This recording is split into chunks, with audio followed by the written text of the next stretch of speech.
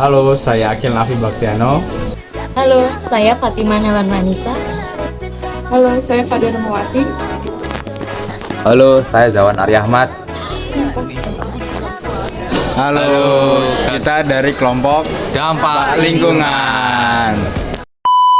Jadi dari informasi yang kita dapatkan dari narasumber dan juga beberapa referensi yang sudah kita dapatkan, kita mendapat beberapa informasi, yaitu pertama tentang dampaknya, dampak budidaya tebu terhadap lingkungan. Yang pertama itu ada emisi gas rumah kaca, di mana pembakaran lahan untuk mempersiapkan lahan tebu ini melepaskan sejumlah karbon dioksida atau CO2 ke atmosfer. Nah, kemudian setelah itu ada pencemaran air seperti limbah pertanian. Limbah pertanian dari budidaya tebu ini seperti pupuk dan pestisida dapat terbawa oleh air hujan yang dapat mencemari sungai, danau, dan air tanah. Dan untuk dampak penebangan tebang tebu hijau di wilayah Sugar Gupka ini masih baru perdana dan belum ditemukan dampak-dampaknya. Ada dampak positif budidaya tebu. Yang pertama itu lapangan pekerjaan. Yang kedua itu mencegah karbon dioksida di udara.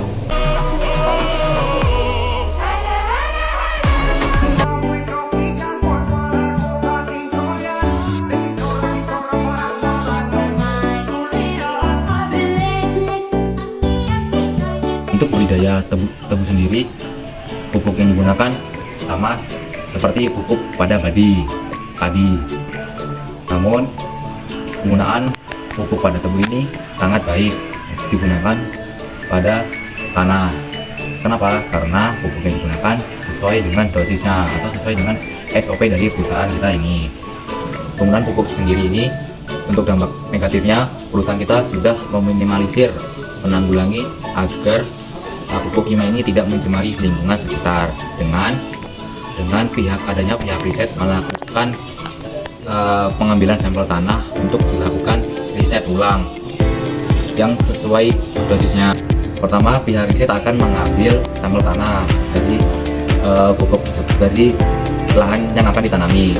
Kemudian pihak riset akan melihat apakah sudah sesuai dengan SOP-nya. Jika dari sampel tanah itu belum memenuhi, maka pihak riset akan memberikan pupuk yang dosisnya sesuai dengan SOP-nya. Setelah itu pihak riset akan menunggu sambil melihat perkembangan tanah tersebut. Akan ditunggu waktunya sekitar 3 bulan. Setelah itu tanah akan diambil kembali, akan dicek lagi perkembangan tanahnya melalui daun atau batang. Untuk jenis pupuk yang digunakan yaitu pupuk urea, pestisida, KCL yang banyak mengandung nitrogen dan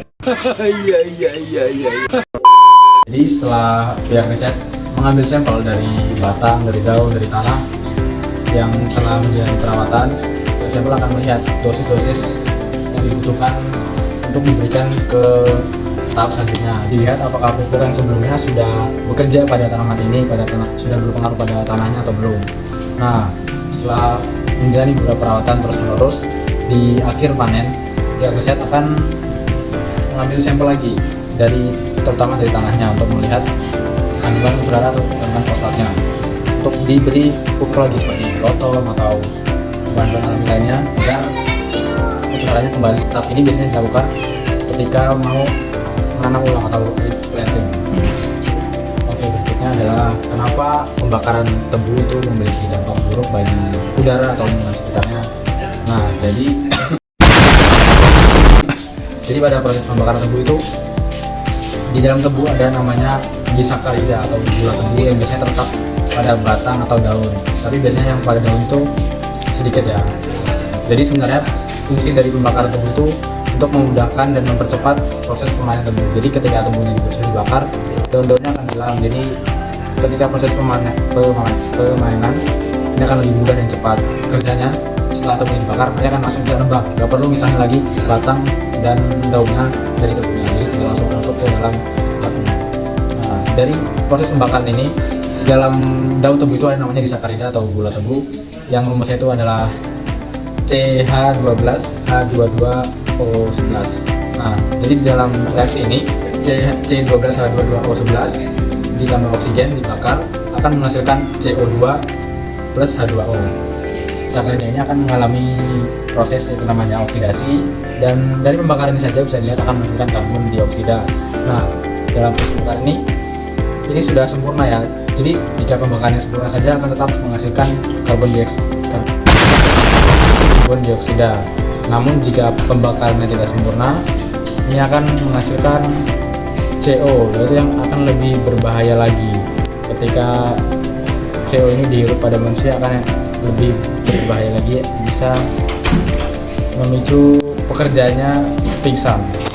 Jadi sekarang setelah kita membahas dampak positif, dampak negatif, kenapa itu berdampak negatif, sekarang kita akan membahas solusi dari dampak tersebut. Jadi dari beberapa narasumber yang kita wawancarai, kita mendapatkan beberapa kesimpulan untuk menyelesaikan atau meminimalisir dampak dari budidaya tebu ini. Yang pertama adalah dengan melakukan pemberian unsur hara ketika melakukan penanaman buah. Nah, yang mana tebu sendiri itu termasuk tanaman yang boros unsur haranya. Nah, terus solusi yang kedua itu kita bisa melakukan pencampuran tanah atau tanahnya dibalik setiap beberapa kali permainan. Nah, menurut pernyataan Pak Hotman, biasanya PT kita ini melakukan pencampuran ulang atau tanahnya dibalik dari atas ke bawah dan bawah ke atas berulang-ulang kali itu, ya, tanahnya tetap terjaga itu setiap 2 tahun atau 3 kali masa permainan. Tidak. Menurut referensi yang sudah kami baca, ada beberapa cara menanggulangi dampak negatif dari budidaya tebu ini. Bisa menerapkan beberapa cara berikut. Yang pertama, pengendalian hayati, itu dengan menggunakan agen mikroba untuk meningkatkan aktivitas biologi tanah, seperti menambahkan pupuk organik seperti gotong atau ampas tebu. Kemudian yaitu kedua, melakukan penggunaan ekstrak tanaman. Buat ekstrak tanaman dan zat bioaktif yang mengendalikan hama dan penyakit. Selain dari pupuk kimia, ada juga dari pengendalian hayati, penggunaan ekstrak tanaman. Kami dari kelompok Dampak Lingkungan. Terima kasih. Terima kasih sudah menonton. Bye bye.